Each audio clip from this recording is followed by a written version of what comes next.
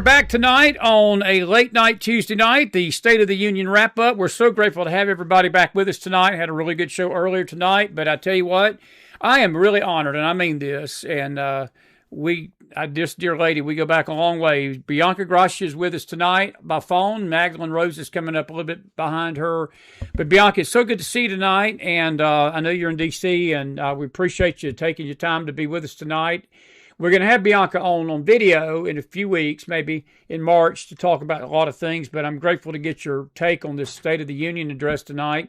I'm going to let you just give me your opinion. I've got mine. I want to hear yours. What did you think of the president's speech tonight? So, obviously, listen, I think we've been, well, first, thank you for having me on and inviting me on for, quick take on what I think. The president is pretty much very comfortable now. This is his second, time to come back into the White House. He's been working hard for the American people for about a year now, and he's comfortable in delivering his message. Others, their messaging may not be so good, but I think he has really come a long way from 2016, obviously, where he can actually deliver the message. And I think tonight we heard him talk about his accomplishments and what's happening and the things that he's working on. There was a couple of things he popped in there. I had no clue that was happening, but he announced it today. He recognized some great people. What a way to bring in that hockey, U.S. hockey gold Olympic team like that. It was amazing. The American spirit is alive, and he said, hey, America's back and we're stronger. And so I think that, highlighting the fact that he has closed the border and there's zero illegals coming in or, getting, released, and capturing the criminal element, and obviously sending them back and getting rid of them in this country, highlighted lower crime, highlighted that DC is actually safer now, because of his, his having the National Guard. We still have the National Guard out. Right. They're still walking the streets, right. It's not like don't get me wrong. Like, it's not like a Gestapo, but you see them every once in a while. You see them out in the subways, and they're in packs. They travel in like 8, like 6 to 8 of them. And so I think they mainly are placed in the hot spots. And so, so that kind of gives people a little bit of more of, they feel safer walking the streets now and not feeling like they're going to get mugged or beat up or robbed or carjacked or murdered. At that, I mean, it was a crime rate here was just ridiculous. And I think the crime rate now is like 57% lower in DC. So he's talked about not just, the crime being lower across the country, but the crime lowering here in DC. I think one of my biggest takeaways tonight, because we do know, of course, the economy, we know all those things because, if you watch what's straight out of the White House and the press conferences that are held and the things that he's, what he's been delivering for America. But I think the biggest takeaway for me tonight, Chris, was the fact that he said the prescription drugs and that he worked on something where he's going to now make it harder for the insurance companies to get all the money, and he's going to return this money back to the American people so that they can actually afford their medicine, so they can afford doctors, so they can pick their doctors. And so that was a big takeaway. And then insider trading, he really hit on that. And you should, their faces were like, we hate you kind of thing. Yes. Well, I think Nancy Pelosi, I put it like this. I don't think Trump's going to be invited to Nancy Pelosi's post-State of the Union party tonight because he called her out to her face, didn't he? I'm telling you, yeah. I think that was one of the best things. And I thought this is another thing I did not know he was working on. I think the White House and the administration did a very good job with keeping this sealed, because I'm in the White House press poll, and I did not know this was coming down the pipeline. But when he said that he was working with, these like social media people and technology people about building their own plants and their own data centers so that they can lower the cost of electricity, I thought that was huge. That's a huge win for the American people. A huge win, because right now, look, we talk about inflation and inflation's down. But Chris, the reality is the American people don't feel it. They don't. I mean, agree. Yeah, okay. So the gas is, it was $3.50 or $7 or whatever, and now it's like, oh, great, it's $2.95 or $2. It depends on where you're at. And I think he even quoted the gas was somewhere for like $1 or something, but that's few far in between. People still were not feeling it completely, and I'm going to tell you why. Because insurance premiums are really high. They're high for the vehicles, they're high for your house, they're high, for medical. And so when you have, even if you have the inflation that's gone down, the cost of living has not gone down. And so people still are not feeling that they have extra money in their pockets. And I think that now, knowing that sorry, I was getting another call. So now that I think the energy, when you're hitting the insurance companies now, where you're going to make it easier for people to be able to afford their medical bills, and then you say, hey, I've come up with now where I propositioned, and the technology companies are going to build their own nuclear plants and their data centers, so that that will help the American people, be able to lower the cost of electricity. Now you're talking about where, and then you've gotten a new chairman in the Federal Reserve. And so now, he's been asking for the interest rates to drop so people can actually afford to buy homes again. Yeah. So now we're talking about moving forward. It's been a rough year. I think, some things, you get these talking points, but the American people are still not feeling it. And I think one of the things that, obviously he really didn't talk about, but it's accountability. The American people right now haven't been showing up to vote. We've lost some elections across the country that were strong Republican strongholds, and they've been turned over to Democrats. Democrats have been winning because our messaging isn't the greatest in this party. Totally and agree. So, yeah, and so I think that people, what I think one of the things that people are really frustrated about is the lack of accountability. People don't feel confident that they can go vote because they still know that, hey, at the end of the day, election integrity has not been fixed. So they know that, Epstein files is a big ordeal. It's not going to go away. I don't care what anybody says. It's not going away. It's not going away because the fact is that there were children who were abused, raped, mutilated. I mean, you name it. It is disgusting what they have done. And these people all need to be held accountable. We got Russia hoax that was never held accountable. Come on, buddy. We've got, the Clintons, come on, they're going to go testify, and they're already like, oh, we're too old. We don't remember. Give me a break. Give me a break. You know what? I mean, Trump is old, but you guys didn't have no problem booking him and putting out his mugshot out there. You had no problem celebrating that somebody shot at him, and that, people are shooting at him and, taking him out. You have no problem with that. You celebrate that. So there is still, the American people, I think, are still a little very unsettled that the lack of accountability across the board for what these people have done in this country. And, this insider trading, again, lack of accountability. I think the American people, as much as you give these talking points and you talk about all these great things that you're doing, if there is no accountability for all the wrongs, you can do all the right things, right? But people, they're just not going to forgive these heinous crimes. They're just not going to do it. So that's what I feel like. I think but again, hey, Trump is Trump. When you let him be Trump,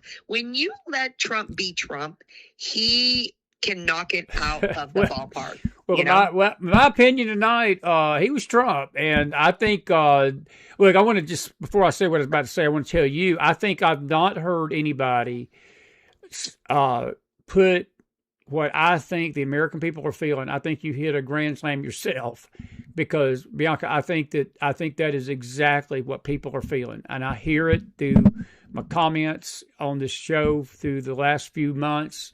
And as wonderful as the country's doing in some areas, this cloud that is over this nation about lawlessness, and you can't have lawfulness among the public if your leaders and political leaders are lawless. And I think that if we don't have some accountability and hold these people accountable for what they did, and what they did was illegal, what they did was unconstitutional. They tried to kill Trump, and I still don't believe we've gotten to the bottom of that. We've not gotten to the bottom of Epstein. We've not gotten to the bottom of a lot of things. And I think that this COVID, we haven't gotten to the bottom of COVID. Thank you. COVID. Nobody's been held accountable for COVID. Exactly. I just saw another article saying, young adults are having strokes at a high rate. Really? You think? Yeah. You think? Why? Why do you think that is? And still nobody's been held accountable for that. I think you just hit it. And I think that if people would feel that there was some kind of accountability, and if it means walking Hillary Clinton in a freaking orange jumpsuit to jail and publicly shaming her like they did Roger Stone and other people of the Trump administration, and all of them that they did, and the way they handled Trump, all of them. And this is, let me ask you a question. This is sort of an opinion question, and I think there's a wide range of attitude about it. Pam Bondi was sitting there on the front row tonight. What is your gut on her? Because see, this rests with the Attorney General. This rests with her, buddy. And I don't think she has. I gave her the benefit of the doubt when he first appointed her, and I told our audience to do that. I said, give it a year. Let's see where she's at. But I have to tell you, buddy, after a year, I'm sort of feeling the anxiety that the audience was feeling about her then, and I don't think she's done that great a job. I know she's not been the worst Attorney General we've had, but there's a lot that she's left on the table that could have been done. I still think she's got to move quickly and get this stuff done. If we don't do it to them, buddy, they're going to do it to us again. We're going to be going through this in 3 years again. No. They're talking about doing it to us again. Absolutely. They're literally talking about it. They're saying this is what we're going to do once we get back in office. They're not hiding it. They don't even hide it. And so that is, I think, the biggest issue and problem that we have right now. And I'm going to tell you, Chris, I mean, look, you and I go way back. And so I will tell you that, as Christian, God loving people, I'm a prayer, warrior. I am definitely, with on these prayer calls in the morning, we've been praying over this nation, over this administration, over, Trump, over, we've just been praying. Right. And I will tell you, look, I mean, recently, I've been in the Bible. I'm like, God, what do you got to, for months now, the Lord has been saying, my wrath is coming. Hey, he's been telling me, I need you to go back to Genesis, go back to the foundations. Why would we have to go back to the foundations when we haven't even cleaned anything? Because the Lord keeps saying, my wrath is coming. And I literally sounded the alarm, and I'm like, people, let me just tell you. I mean, I told people of Congress today, like, I don't know. I was like, I don't know if you're a man of God or a woman of God, but let me tell you something. If you guys don't start producing around here, I'm going to tell you right now, if you don't start like doing something to really hold people accountable, I'm going to tell you right now, it's like, you better do it in the flesh and do righteousness, because you really don't want the wrath of God. I said, trust me, this nation does not want the wrath of God. You guys do not know what you guys have no idea what this wrath of God is going to look like if you all don't get it together. And I was just saying that. I said, we have got to really, because God isn't playing anymore. God said something, we were in prayer, and the Lord revealed that, he was done with painting over the cracks in the wall. He said no more. He wants us to go back to the foundation. He wants us to build a stronger, a country, and he wants us to start again. It's like, you got to go back to the beginning. And you got to build on the foundation, but you can't build the foundation yet until everything else falls. And so the Lord has been talking about Babylon falling. Well, it's slowly falling, but not fast enough. And so we want people held accountable. We as a Christian body need to be more ourselves. We need to be accountable. The church needs to be held accountable. We all need to be in check, right? And so we need to get ready to rebuild this country, straight from foundations in every 7 mountain, in every sphere that we can influence. And that's what I think is coming down the pipeline.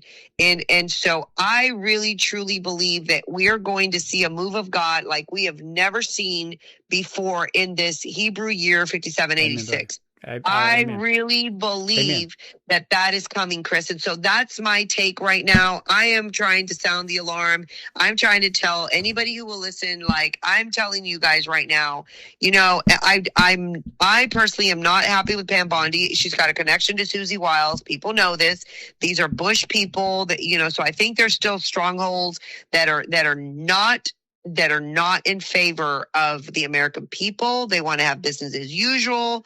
I think they hide a lot of things from Trump. I think they don't deliver a lot of the things that are happening, you know, to him. And so I really believe that, you know, we just pray that, and I know that he really values what he believes is loyalty, but there's people that are not loyal to him. I'll agree. And I think that we need to continue to clean house, because that's what needs to happen. But overall, the State of the Union, when you let Trump be Trump, it just hits it out of the park. Totally agree. Well, he was Trump tonight. Well, I will say this. It's funny you said what you just said. I was sitting here, and the verse that was coming to mind was the one where Jesus said in Matthew 24 that in the last days, Paul said it, but Jesus alluded to it as well when he was talking to his disciples.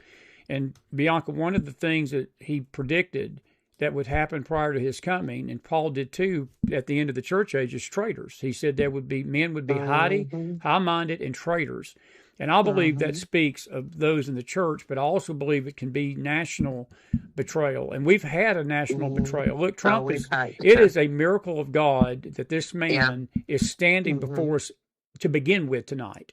Yep, and that's right. God has spared his life more than once. God has spared him from the lion's den with the Dems. He has spared him with the lion's den with these illegal cases against him. God has torn down everything. But the one thing God's not going to do is he's not going to force his people to do what's right at that voting booth and get out and support what President Trump's doing. Look, it's not a worship issue of Trump. We're not worshiping Trump. Our worship and our faith. Not worship Trump. No, our faith the Lord is in hates idolatry. Yeah. God hates idolatry. It's not about Trump, but what Trump stands for. And what I heard in that speech tonight, I thought it was one of the best. Look, I've heard him give speeches, but there was a clarity tonight, and I just felt like that he was relaxed. He wasn't pressing. I think he had a lot of courage. And, you know, when you're in a second term with nothing to lose, you can let it all hang out. And when you start calling the Dems liars to their face, and you start telling them these people are sick in the State of the Union, and you got Ilhan Omar melting down and Rashida Tlaib wanting to bite her nails and hands off, I think that's a good day in America when the Dems are acting like that. I think that's a good day, man. When the Dems are acting like that, he's doing something right. Listen, those demonic spirits were coming out tonight. They were foaming at the mouth. I mean, it's insane. I'm telling you. But you know what? I really, you know, I think that I will tell you though, there is a resonating message across the United States, especially from the Hispanic community. And I've been trying to sound the alarm on this, but the Hispanic community from coast to coast feels very neglected, disengaged with. They feel like we don't have the true representation. They're not happy that we just have Lori Sanchez as Secretary of Labor and, you know, Marco Rubio. They're like, you know, we are like almost 50% of the population in this whole nation, and we should have more representation. And I'm not saying, look, I get it. I'm not saying we need DEI. That's not what I'm saying. But if someone believes that Hispanics just don't have the education, if we don't have, you know, the experience or the knowledge, or that we don't have, you know, what it takes to fill some of these positions, it's really disheartening. And so, you know, the Hispanics feel like there's just a neglect for our community. And it's not because of the mass deportation. I keep telling people we don't have a mass deportation problem. We have a messaging problem.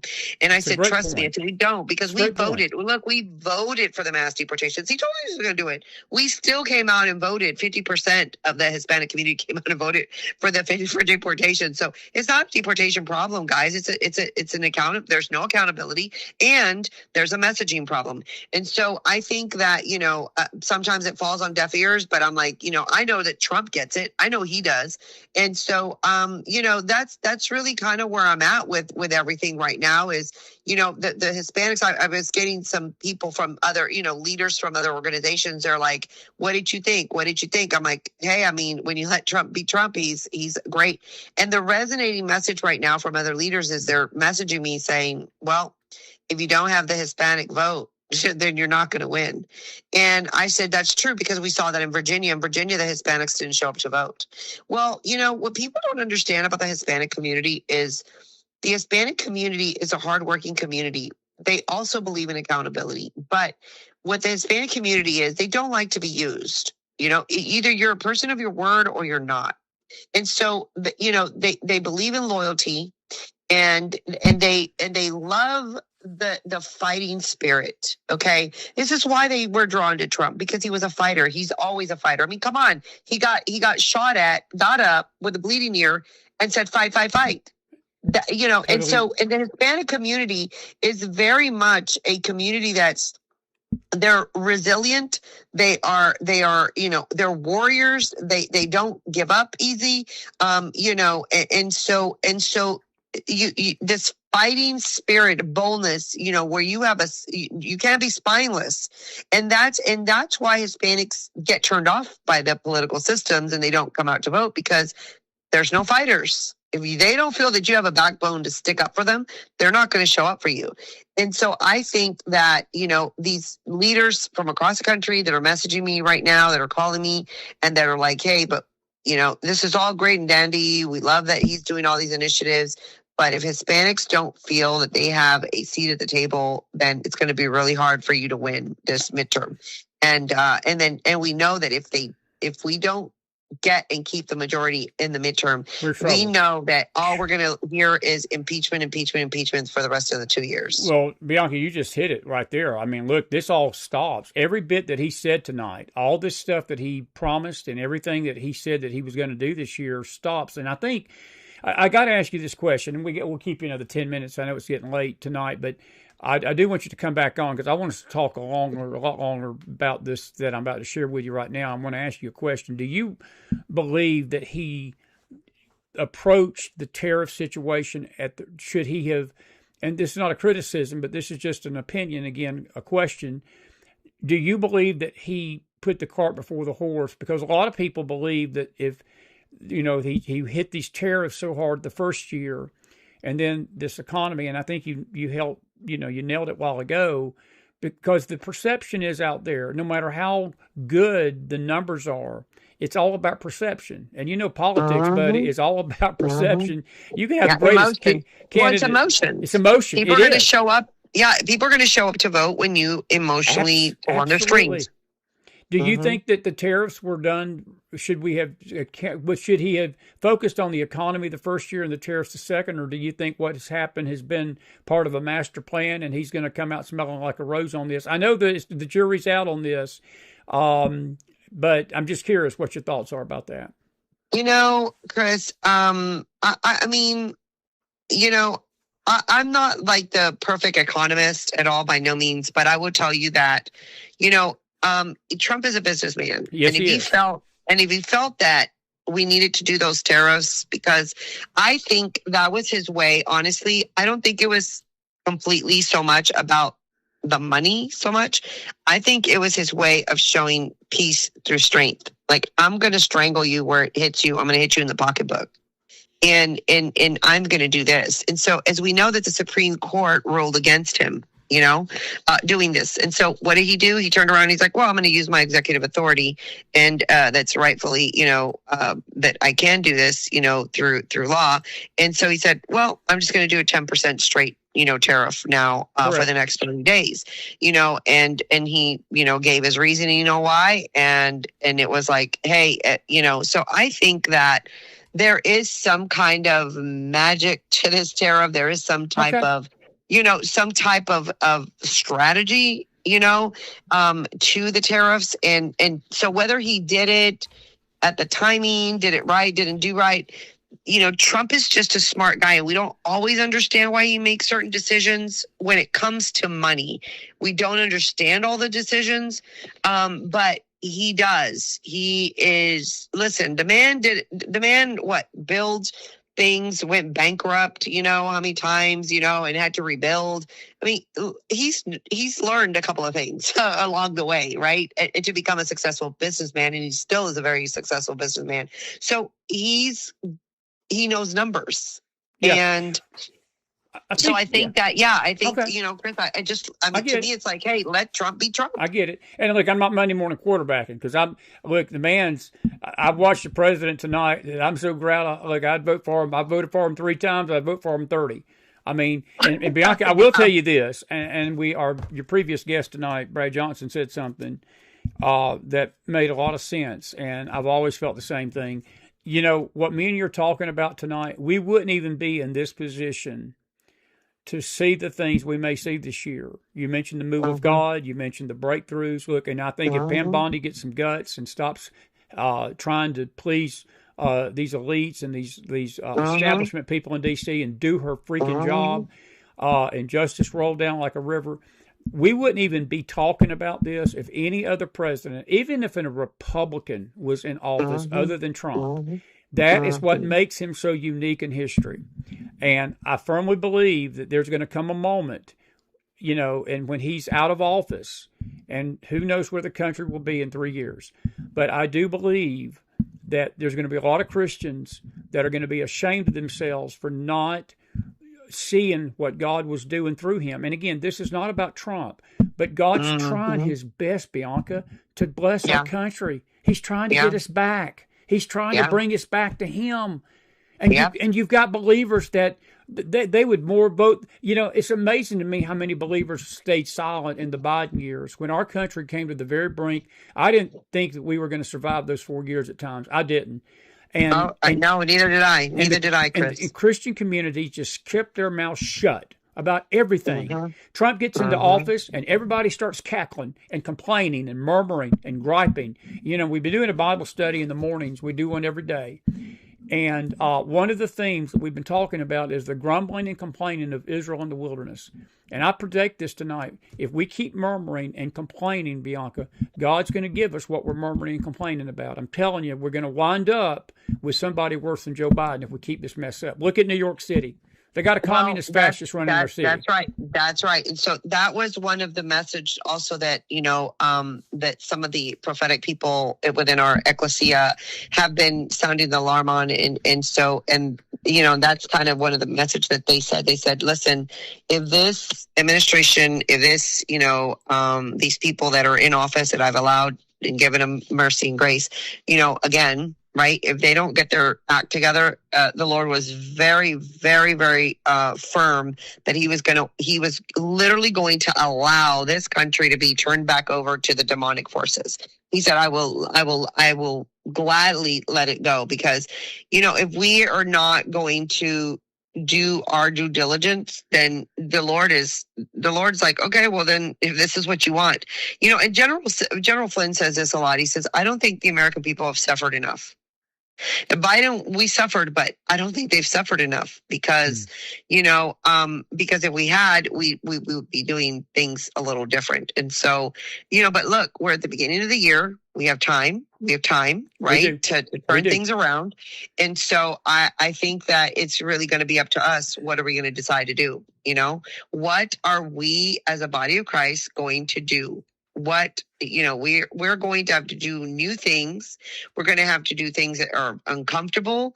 We're going to have to do things that we thought we'd never do, all for righteousness. Yes. All to get us back to a righteous, mindset. And again, when the Lord is saying, go back to Genesis and foundation, I need the foundations, right, to be reestablished. So when he gives us those type of words and those type of mandates, then I suggest that we all kind of figure out, what does that look like, right? What does it look like to start building and that we got to go back to Genesis and talk about the foundations, and so I mean, I think we are living in some very unique unique times.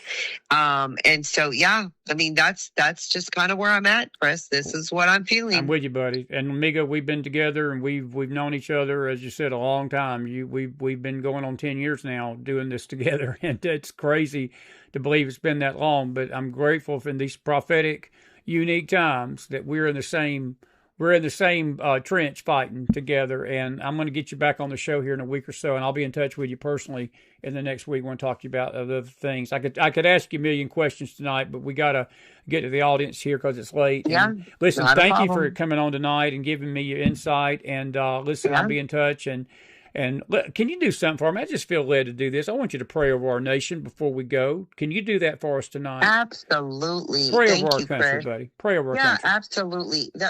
Thank you. Thank you so much. Well, Father, we just come to you right now, and we just thank you for uniting us right now, and for those that are out there in the listening audience. We just want to say words of encouragement, hope, faith. But we want you to know that we need this nation to come back down to their knees, pray, and know that faith without works is dead. And so we don't just need to say, okay, well, all I'm going to do is pray. We need people to take action as well, behind that prayer. And so I just really, just pray over all those that are listening right now, that the move of God, and that they will have visions and dreams, that the Lord will give them strategies, that the Lord will give them some type of, mandate or information, wisdom, knowledge, that they will know how to operate in their own space realms, that they will then know what it is that they need to do within what their sphere of influence, with their neighbors, with their friends, with their family members, with their coworkers, wherever it may be, that the Lord just speak to your audience right now. And Father, I just thank you for Donald Trump. I thank you for the administration.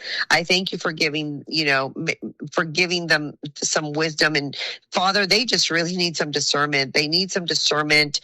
They need to I think our elected officials really need a rude awakening, where they are now, feel like they're up against the wall, and that they are going to fear you, Father, more than they fear man. And we need to have that. We need to have a true revival break out from within Congress and within the Senate. And so, Father God, I just ask that you have a super hedge of protection over all those that are serving right now, Father God. I ask that you have that for those that maybe still don't, there's people out there still don't know who Jesus Christ is. So Father, I just ask that you send angels before those behind, that really need that move of God, Father God.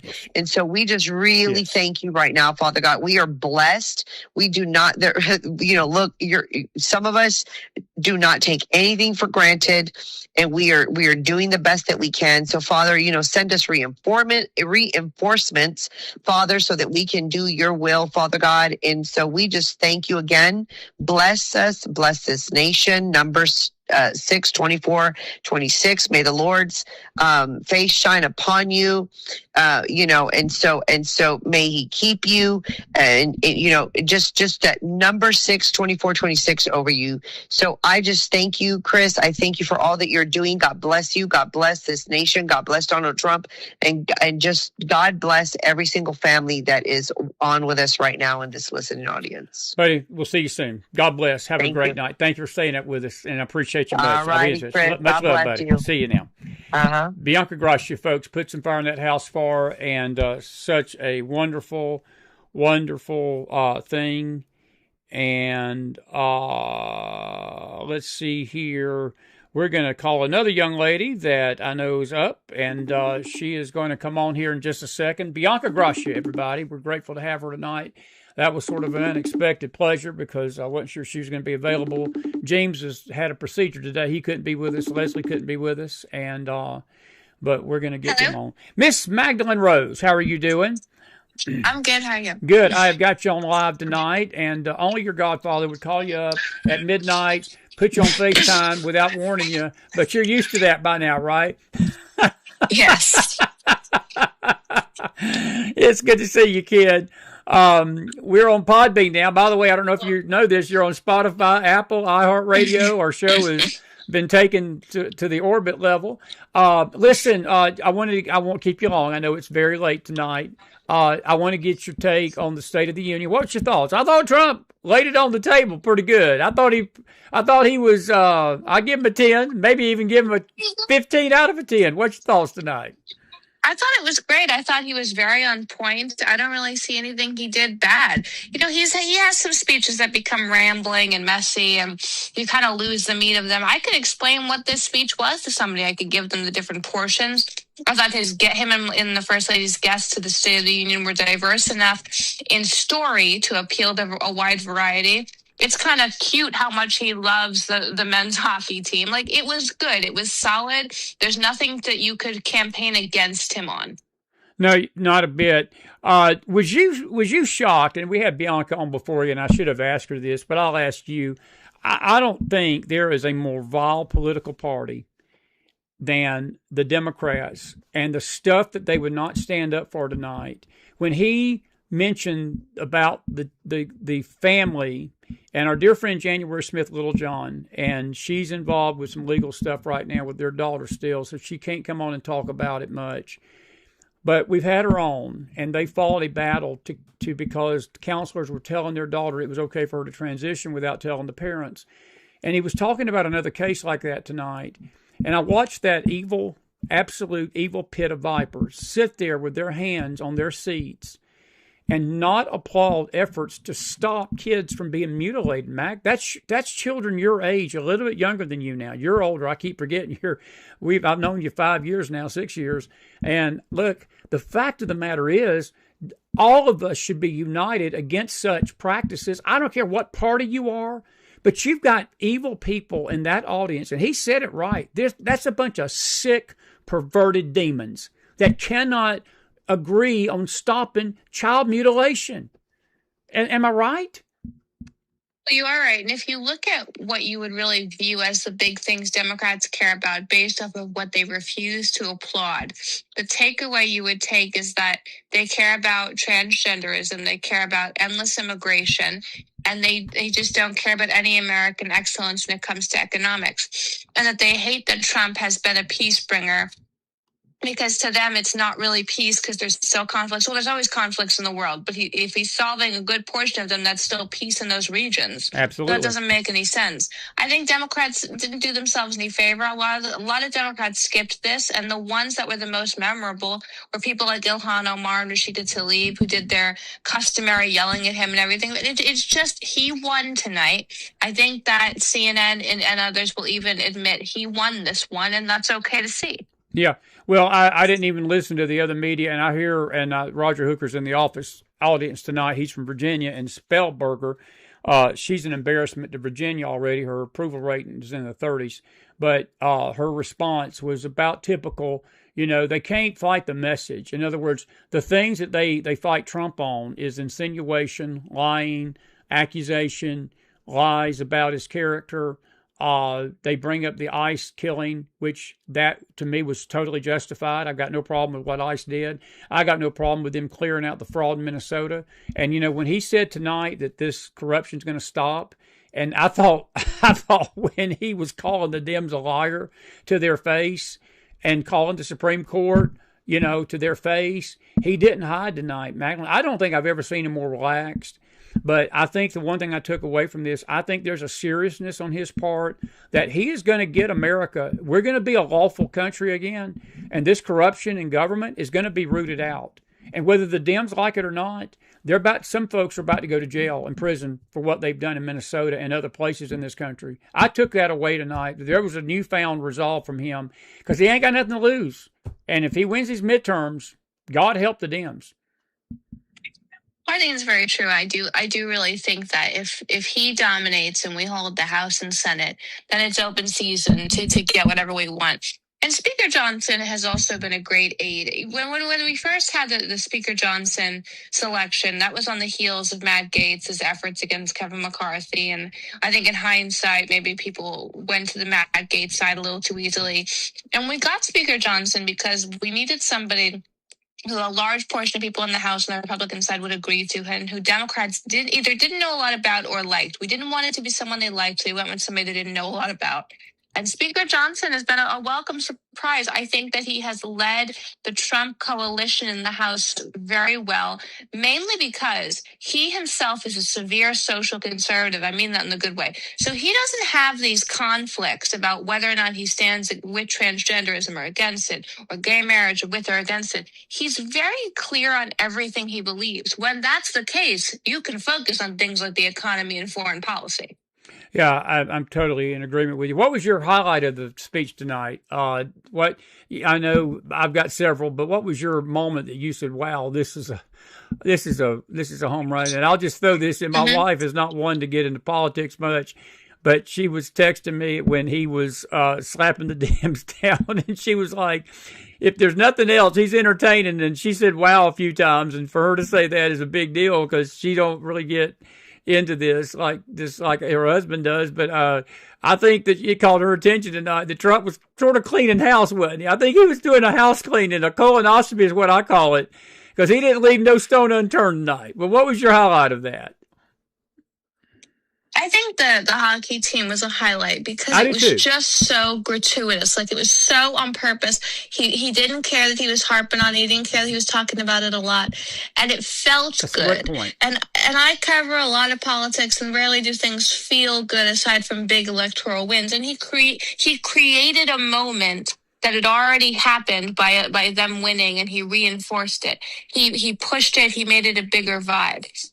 And I think that was something that was extremely helpful overall, because it was a good moment to feel an upswell. Yeah. Well, I think it was strategic, him letting them walk in like they did. And the Dems were slow to get up and stand up. They finally did, but they did not stand up for that team at the beginning. And I think that when Fetterman and some of them started standing up, the Dems sort of realized this is not a good look for us, that your hockey team won the first gold medal since 1980, and you're sitting on your candy blanks because you don't like America. And see, there's liberal voices out there, they're upset that we won the gold. And this is what the Dems, I don't know if they get this, but that look that they hate America, if they think that's a winning message, they're going to go down the toilet with this, and I don't think it's even going to matter about the midterms. If they keep doing this, they're going to not have a political party.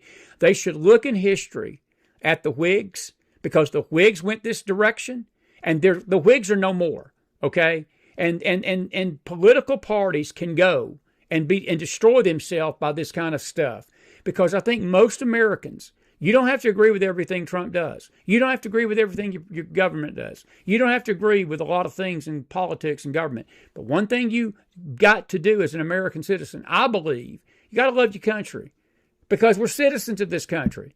And if we don't love our country's going to destroy itself. And I think that was what I saw that tonight. And I look at this party and I'm like, why are you representing us? How do you get elected? How do we elect American haters, buddy? How do they get in Congress? Because I don't understand that, dollar. I don't.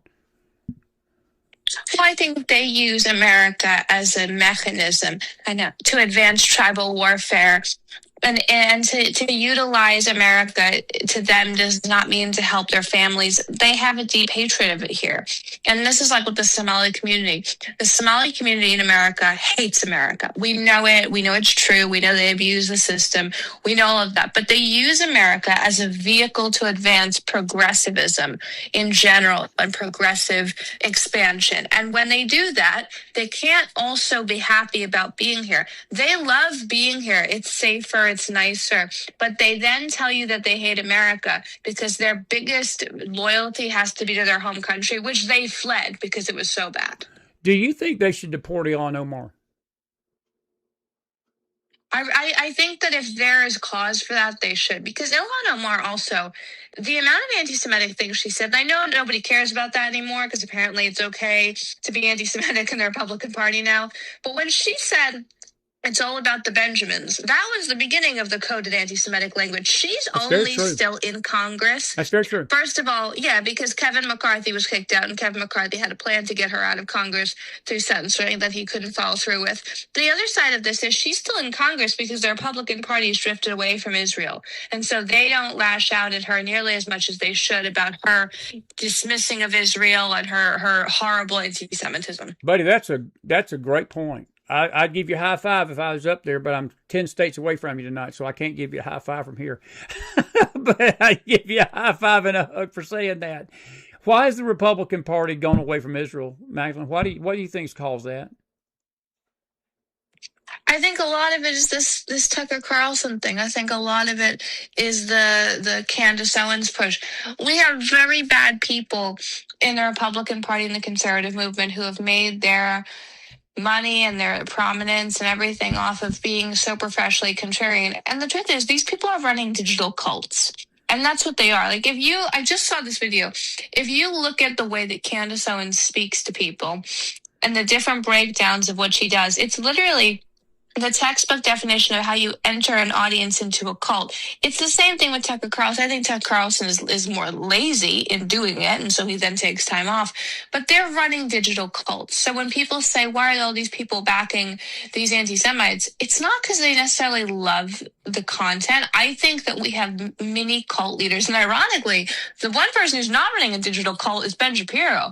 He's just running a business. Yeah. So like Ben Shapiro, he's just running a business. He's just a commentator who's very successful. He's a good writer. He's a genius and that kind of thing.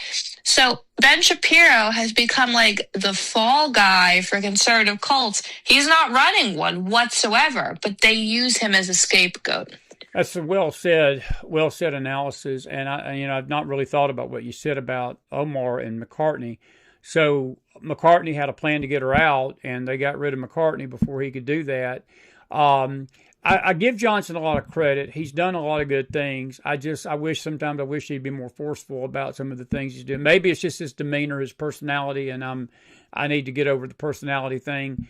I guess we're all looking for fighters up there in that Congress, and we can't find anybody that's got a set of man parts to do their job. And I just think this filibuster, if they don't end this filibuster, and that's on Thune, the Republican Party's toast. And he's got, and I think Trump was sort of alluding to that tonight. He was like, Congress, I've got to have your help, because I'll let you go after this or a few other things. But is it true tonight that you got the sense that he was sort of sending a signal to Congress, I've got to have your help to do a lot of this year. If you don't get on your stick and do this, we're gonna be in trouble? I think so, and I think Thune is in no way in as good a position as Johnson is. Johnson delivers. Johnson keeps people in line. Johnson is not necessarily scary, but he's effective. Like McCarthy was scary. I would never go against Kevin McCarthy. I'd be terrified because I don't know what he really does. I think that he's like some Republican mafia leader. I think Kevin McCarthy is terrifying. Kevin McCarthy is like Mitch McConnell before he really couldn't do the job anymore. So Speaker Johnson delivers. He's earned a lot of goodwill. He's been extremely loyal. He has no scandals. But Thune has not been great. It's not been an easy ride. I remember when Rick Scott was trying to get that job, and Rick Scott was denied it because they said he didn't have enough Senate experience. I don't know. He's a 2-term governor of Florida. He's a millionaire. He was in charge of Republican politics in Florida during the Trump takeover of it and led that meshing of it all, of all the systems very well. He got Ron DeSantis elected. He helped facilitate that. Where would we be if we were allowed to have Rick Scott as Senate Majority Leader versus Thune? I think we'd have a lot more progress. I think Trump thinks that too. Can't agree more, buddy. Listen, I'm going to get you back on next week or the next. We're going to talk more about this anti-Semitism as we get into the weeks to come and some other things. Any final thoughts tonight? I think I give Trump an A+ tonight on the speech. What's your grade?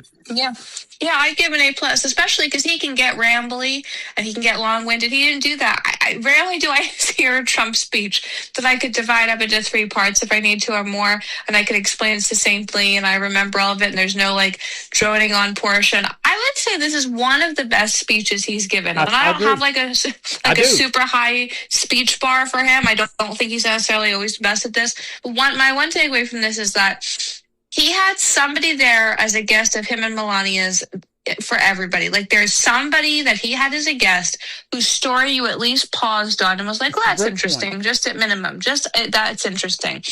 And if you are the Democrats right now, you should be worried about the fact that you couldn't say he didn't have mass broad appeal tonight. I think that they are licking their wounds, and no matter what they say, and look, if CNN, who's got a viewership of 400,000 people out of 360 million, that's a bad look. And if CNN is saying that he kicked their butt tonight, they're in trouble. I mean, they're just in trouble, and I'm glad they're admitting that what I think we all saw tonight. Well, listen, kid, I want you to get some rest. I'll see you back here in a few days or a week or so. Thank you for being with me tonight, and you know we love you and we appreciate you more than you'll ever know. And thank you for being Magdalene Rose, okay? Thank you. Have a good night, honey. Take care of yourself. You too. Mag Rose, everybody. Put some fire in that house fire. And we were hoping to have James and Leslie on tonight, but James had a procedure this morning, and he couldn't come on tonight. Leslie had some work obligations, and we're going to get both of them on later this week, hopefully. We got Branko coming Thursday night, Lord willing. Orlando Rodriguez, who was just with us last week, he's coming back because we're going to talk to Orlando directly about the cartel situation down below the border, because Orlando had a brush up with the cartels many years ago, and he's very aware of these cartels and what they encompass, and I felt led to ask him, and he said he'd come on late Thursday night on our late show. But as of now, Branko will be our early guest, and we've got Gene Albert of the Bible Museum coming up, I think next week or the week after, and then we've got Ricky Wilson coming Monday night. Gene may be with us Tuesday night early. And so we got a lot of great guests in line, and some new guests coming. We met at the NRB. We've just not had a chance to reach out to them. And, you know, the world is changing, and I think tonight showed us just how you handle an evil political party. You slap him in the face. And I hate to say that. I hate to use that analogy, but when you've got a bully that's doing the stuff the Dems are doing and trying to do. And, you know, it's sad that the Democrat Party basically is the reason that people are not getting paid to shovel snow in New York City. And FEMA is not being funded because of this stupid shutdown. And I hate to tell the Dems, they are losing this issue about ICE. They're losing this issue about law enforcement. They're losing this issue. They don't think they are. The media is trying to convince you they're not, but they are. And, you know, I've not even mentioned this tonight. We're going to talk about it with Branko a little bit Thursday night. Jesse Jackson died here last week. There's very little hoopla about it. Of course, when you're a race baiter, you know, and you die, I guess there's not much to say other than another race baiter's gone. And that's what he was. He was not a reverend. He did nothing but divide this nation. And I watched the faces of the Dems tonight. I watched the way that Tlaib acted and Omar acted. I watched Nancy Pelosi back there, couldn't even hear Trump at times when he called her out. She needs to be in jail for that insider trader. She really does. She really does. All of them do. But I watched a party that, as George Washington, I think if he was here tonight, he would probably tell us, he said, we shed blood. The colonists did. We shed blood from a tyrannical government to free America from a tyrannical government, not to have you give power back to a tyrannical government. Now, the media will try to convince you tonight that Trump's the tyrant, and that is not so. That is not so. If these Dems take power, Bianca said it tonight, they're already signaling, folks, they're going to do this stuff again. They're going to do this stuff again. Now, I'm going to take your questions and your comments, and if you got anything you want to say, go right ahead, and I will take your comments on the show. Let me tell you what I'm going to do. I'm going to do a poll. It'll be a quick one tonight, and I'm just going to ask you here, if you'll give me 1 second, how do you rate? I should have done this at the beginning, but I'm going to keep you for a while. The State of the Union speech tonight, and we're going to go A, B, hang on just a second, C, D. Now, if you're going to be a jackanapes and put an F in there just to be a jackanapes, don't do that. If you've got a reason why you didn't like the speech, tell us why, and we'll take your comments. Carol Smith is in the house. Good to see you, buddy. She says, do you think his speech changed anti-Trumpers' minds? I don't. Like he said, they're crazy. Carol, I don't think it moved the margin one bit. I don't. Massey tonight, there was a story in Gateway Pundit that proved to be false, and this is why you got to be careful on the right, just like you need to be on the left. They claimed that he was going to sit with the Dems tonight. He was sitting with Nancy Mace, and he wasn't sitting with the Dems. He was sitting there with the Republicans. I'm no fan of Thomas Massey. I'm no fan of Mitch McConnell. I don't think that anything will ever change the mind of the anti-Trumpers. I think Trump is not, I don't think he cares anymore. I watched a man tonight that was a speech. I know the media, I can tell you what's going to, when we wake up in the morning, and I haven't listened to him tonight, I don't plan to, but I can guarantee you that on the liberal side of things, they're going to claim that speech was divisive, it was mean-spirited, name-calling, it was petulant, it was childish. You know, I'm sure that's some of the words that they're already using tonight. No, I actually believe that when you're dealing with the kind of people that I watched tonight that could not even stand up to support the stopping of child mutilation, genital mutilation of kids, transitioning kids without parents' consent. To them, that's okay. That's okay. Lawlessness is okay. And they couldn't even stand up in support of that. That's a sick party. That's a sick party. And if the anti-Trumpers and the never-Trumpers want to side with that, have at it. Have at it. Your question, do I think it changed them? No. No. I wished. I tell you what it did, though. I think that speech tonight fired his base up. And I hope the independents got a whiff of what he's going to do. And I will tell you this. I'll make this prediction, Carol. If this drug plan that he, as Bianca talked about tonight, if it starts bringing the prices of drugs down and insurance premiums down, and he cripples this insurance industry it's basically holding America hostage. You know, I had a basic plan with Ambetter about 3 years ago now, and I went back to I was just morbid curiosity trying to see what it would cost me to get back on it. It's tripled. It's in the thousands of dollars a month. People can't afford that. That's not even as much as your house payment is. I mean, it's unreal what they're charging for insurance. And I think if Trump can break that monopoly and break the monopoly on Big Pharma and get the country feeling the economy is going down, Bianca hit a home run on what is making us feel so much anxiety. I don't think it's going to matter what the anti-Trumpers think.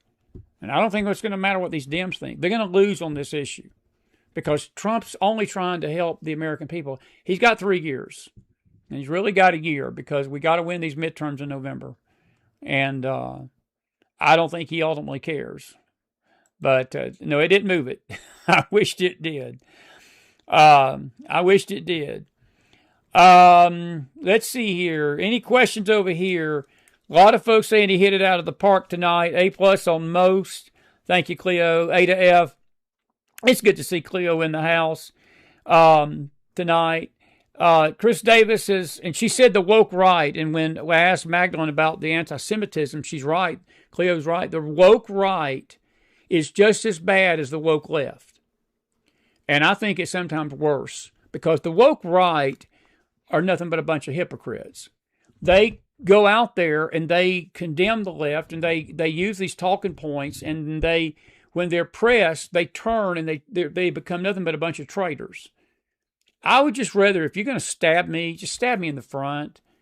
You know, just stabbing in the back and, you know, saying one thing to your face and then doing something behind your back.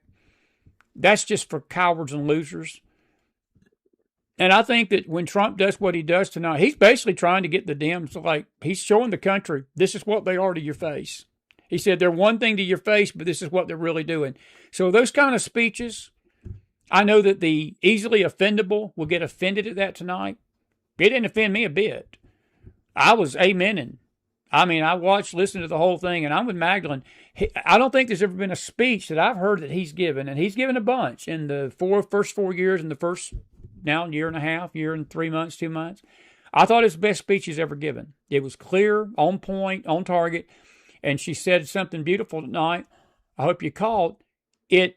It included stories of people that every single one of us can identify with, some way, somehow. And I want to just give a kudos, tip of the hat to that hockey team again tonight. We're going to talk about that hockey team with Branko more this week. I hadn't even had a chance to talk about the hockey team more. I want to salute these boys. I want to salute this team for the patriotism they showed tonight. That was a team that was proud to be an American. And I want to just tell these gutless cowards and these gutless losers on that Olympic team that went out and trashed their country on an overseas platform. It wasn't many of them, but there was some. You don't need to be representing our country. Why don't you go play for China? One of them did. One of them was an American citizen at one time. She threw her lot in with the Chinese. Well, go enjoy your communism. But don't be trashing our country in other countries. I think that's one of the most despicable things I see. And these actors do it all the time. They won't say what they're saying over here. They'll go to these foreign venues and run the country down, run Trump down, run people down, run Christians down, run conservatives down. They ain't got the guts and the courage to do it on their own soil. So I salute that bunch, and I salute that team, and we give a tip of the hat to the ladies. The ladies team won too. They should have been there tonight. They claim they had something else going on. I think you cancel that other thing and you make room for the president and respect the country. That's what I believe. But they're coming to the White House, so I'll give them a little grace about that. But anyway, I think that that hockey team is precious. Anyway, let's see what else we got. Any other questions tonight? Mary, you say, did you notice Representative Al Green was removed? Yep. You say they should have removed Tlaib and Omar as soon as they started heckling. I love the president's speech. You know, Mary, I'm with you. If you can't sit there and be respectful when he's talking, get yourself out of the forum. Those two are the most despicable members of Congress. I swear, how you people in Dearborn, Michigan, and how you people in Minnesota, you got to be on drugs to have those two representing your district. And that's, folks, what this Islamic invasion is all about. Don't think that that's not going to happen more and more. And we're seeing a Muslim takeover of this country. We are. But you know something? Mary, I'm with you. If you can't sit there and be respectful, then don't come. There's a lot of Dems that didn't show up tonight. And I would have respected them more if they'd have just went out there and said, we hate Trump, blank Trump, or whatever, as the Porter girl did the other night with the California News Conference. At least she's honest about it, but stay home. Just stay home and scream at the television. Don't come into the chamber of that Senate. See, they don't respect their country when they're doing that, Mary. That's a lack of respect for their country. That's a lack of respect for the office. It's a lack of respect for themselves. But when you are liberal women who hate themselves and hate everything of God and hate men and hate Trump and hate the country, this is what you get. Liberalism among white women, and ladies, I love you, but I'm just being frank with you, they're the absolute worst threat to the sanity of this nation and the sane thinking of our freedom and our republic are liberal white women. You look at the marching, you look at the protesting, and you look at what's going on out there in that world. Most of that march, most of those people, there's some men in there actually for sure, but the majority that go out there and do what you see against ICE and all that are liberal white women. Now, you could call McDonald whatever name you want to call him for saying that. That's okay. McDonald's been called a lot of names over these 8 years, and we'll add that to the notebook. But I'm with you. They should have been escorted out. Al Green, I'm surprised Al lasted as long as he did. There was rumors he wasn't coming. So he decided to get his 1 minute of fame too. I just laugh at all this stuff. But I thought Trump was pretty good. And I'm going to try to see if we got any video of that tonight. I want to see if we've got some. This is the Gateway Pundit. They had a pretty good. Here it is right here. This is Ilhan Omar. And this is how ugly she was tonight. This is what Mary's talking about. And I think they had the, no, they don't. I thought they did. Well, they don't have the video on there. But a couple of other headlines. Trump was, that was the other thing I want to talk about tonight. He was pretty cold to the Supreme Court, and I'm grateful that he did not make a big issue about it. He said what he had to say. He said he was disappointed, but he didn't make the State of the Union issue the great heart of what he was saying tonight. And he said what he had to say. He moved on. I thought that was true. He spotlighted the tragic case of Delilah Coleman during the State of the Union, which endorsed laws to bar illegals from commercial driving. Many commercial drivers have been illegal and they're killing. There's Nancy chomping her dentures after Trump calls her out for insider trading. Boy, he was he was on target. There she is. 95% than they pay. And everything we send over to Ukraine is sent through NATO, and they pay us in full. They pay us totally in full. She can't hear. Our armed forces is setting records for recruitment. This is so exciting. And every service member recently. That was Nancy. And President Trump roasted Democrats for standing up against insider trading. They stood up against the insider trading thing. Watch this. They stood up for that. I can't believe it. I can't believe it. Did Nancy Pelosi stand up? Oh! Doubt it. Pass the Stop Insider Trading Act without delay. Come on, buddy. Come on. Then the Dems had it handed to him tonight, folks. Look, I don't think anybody with a legitimate view of that speech tonight, he was letting it all hang out. And we Southerners, I'm just telling y'all, I know Matola's out there somewhere tonight. He's probably in bed right now. But he's laughing about this tonight because he told me this. He said, we New Yorkers, Trump don't bother us. He said, he bothers a lot of people in the country. He said, we New Yorkers, it don't bother us. He said, we're used to it. But we Southerners are the same way. That's the way we are. We just do it with tea and we shake your hand and hug your neck and then we insult you. But I thought it was pretty good stuff tonight. I thought,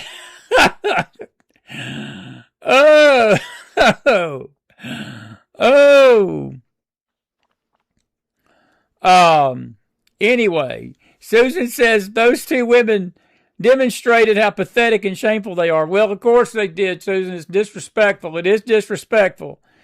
Elaine says, I'm so far right, I'm treading water in the Atlantic Ocean. I'm a woman raised by conservative parents. Good for you, Elaine. I'm glad you are. I know you are.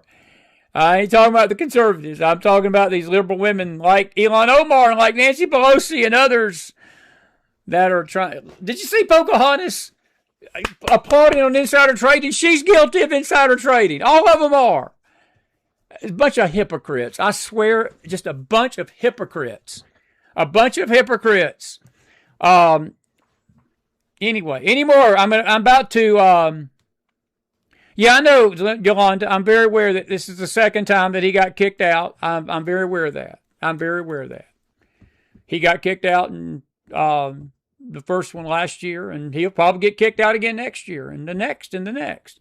So I hope Al enjoys his 1 minute of fame. I think people have just, and I tell you what's about to happen to him, by the way. He's about to get booted in primaries because he's got a primary challenger this year. And from what I understand, his little reign of dumb foolery is going to, I hadn't used that word in a long time, but his reign of foolishness is going to come to an end because of the election. I don't see him surviving the primary. I may be wrong about that, but you folks in Texas, he's representing you. Jasmine Crockett's representing some of you folks in Texas. It's time to change that. Need to vote him out. Need to vote him out. You gotta love this. You gotta love Trump, folks. I'm telling you, no other president could do this speech tonight except Donald Trump. I'm telling you, nobody could do it except him, what he did tonight. And he didn't hold anything back. I'm trying to see if we got another video or two of what he was doing tonight. This is another wild video. I want to play this. This is about the fraud in Somalia, and I think this is the X clip. Watch this. He didn't hold nothing back about the corruption in Minnesota. This hang on just a second. My marriage. Hang on just a second. Hang on. Excuse me. Don't you know the pink salt trick recipe yet? Come with me and I'll teach you. This is the secret. But when it comes Thank to you. the corruption that is... Thank you, Gateway Pundit. Really, it's plundering America. There's been no more stunning example than Minnesota, where members of the Somali community have pillaged an estimated $19 billion from the American taxpayer. Oh, we have all the information. And in actuality, the number is much higher than that. And California, Massachusetts, Maine, and many other states are even worse.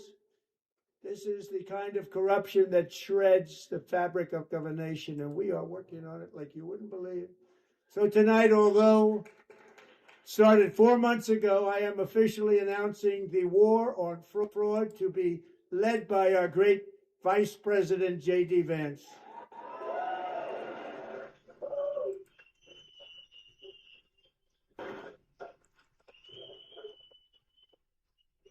Listen to what he's about to say here.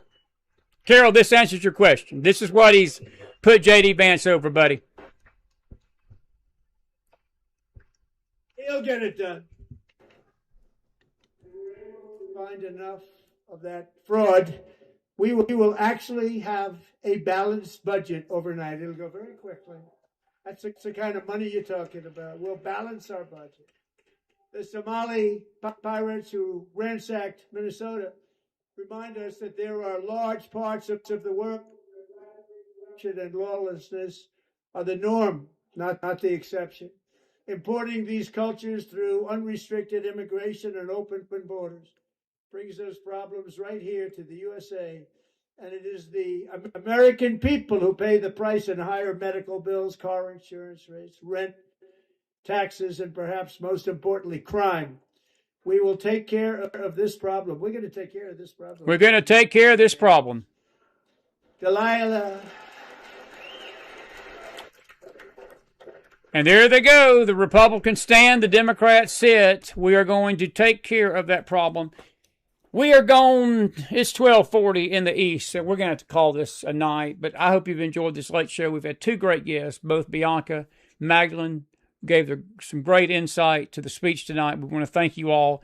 We'll be back here later this week, and we are, and Yolanda, I didn't say you were guilty of it. I didn't say all the people are guilty. I'm not saying that, so please don't get offensive and uptight about it. I know I'm not, but the majority of these districts did. That's my point. And, you may not have voted for them, and I'm not saying that anybody that out there, everybody did. I know. But the fact of the matter is there's a lot of people that didn't go vote at all, and that's what I'm trying to get across tonight. So I'm not saying that, look, by people sitting at home, this is what happens. And I predict this, and I'll say this point blank tonight. If the Christian community, the true Christian community, not the apostate church, but that the true Christians would go to the poll and vote right, the Democrats wouldn't win an election in 100 years. The reason people get in power like Jasmine Crockett and like Al Green is that good Christians sit at home and don't vote. So my issue ain't with who voted and who didn't vote for the Dems and who voted for Republicans. My issue is the ones that do not vote at all. Because there's enough people, you cannot tell me there are not enough Christians in this country. I hope that we've not reached a point that there's not enough. But there should be plenty of Christians' votes that should be voting right. And I'm not just talking about the political direction. I'm talking about righteousness. So we're not trying to call out anybody who, just because we're not saying not everybody voted for these people. Of course they didn't. But I hate to tell you, my friend, they wouldn't be in office if a majority didn't. So it's just the way it is. And we suffer because good people stay silent. And the nation's going to suffer for the same reason nationally if the Christians stay silent in November. And I'm just telling you, folks, it's February and election season is here, and we need to get this together. We need to get it in our heads that this is a fight. These Dems are not going away. They are that party that you witnessed tonight sitting down on these issues of just morality, just common decency. They are wanting to take power back in this country, and Bianca hit it. Our messaging sucks. It's not just our messaging. We say a lot of things. We like to post a lot of things, and we like to brag about a lot of things, and we post our little bumper stickers about a lot of things. But when it gets down to cases and getting in them polls and voting and going to the polls and getting part of this, and again, I'm not scolding people tonight, so don't think I'm coming down with bricks on you all. This audience is people that go vote. But there's an audience that most of you are, when you're signing off, that I reach after this show is over because people listen to us on replay. And now we're on Spotify, and we're on iHeartRadio, and we're on Apple Radio now tonight as of Monday. Grateful to announce that, and because we're on Podbean, and I looked at the Spotify page tonight. If you go to our Telegram room, we're going to be putting the links there. So we're getting a bigger audience. So I'm speaking beyond this camera tonight that I'm on right now, the live audience, but I'm speaking to some live people. If you don't think voting's important, look at Texas. Look at Al Green. Look at Elon Omar. And you know what the Dems are trying to do is try to redistrict this stuff and get the courts to redraw the map so they can find these little favorable districts. And again, that goes back to the Supreme Court and their fecklessness and their silence. Trump slapped them down tonight a little bit. But Yolanda, we're not saying that everybody did vote for these people. It's impossible. No, everybody didn't, but a majority did. A majority did. That's just facts. That's just the facts. I know you said it as a joke. I know. I'm not offended. Excuse me, Yolanda, there's no need to say that. I'm not offended. I'm saying it as a joke too. I'm not saying it to offend you, but I'm trying to get a point across beyond that. So no need to get fussy in the chat about it, buddy. We love you guys, but no need to get hot about it. No big deal. No big deal. Want to thank Bianca, thank Magdalene Rose, and thank you all for being with us tonight. Folks, it is late. God bless you. God bless your families. God bless this great nation of America. Tip of the hat. God's children are not for sale. Neither is this country. Pray for your country. Pray for America. Pray for President Trump tonight. And we'll see you back here in the morning early. See you back here tomorrow night for our faith show. Wednesday night's faith. We'll do this all again Thursday. Double feature. Branko early. And then Rolando Rodriguez shortly. Thursday night late. James Akers will try to come on, Leslie. So we'll have a lot of guests Thursday night. Talk about all this again. And so forth. Listen, take care of yourself out there. Be blessed. Have a good night, everybody. Sleep well.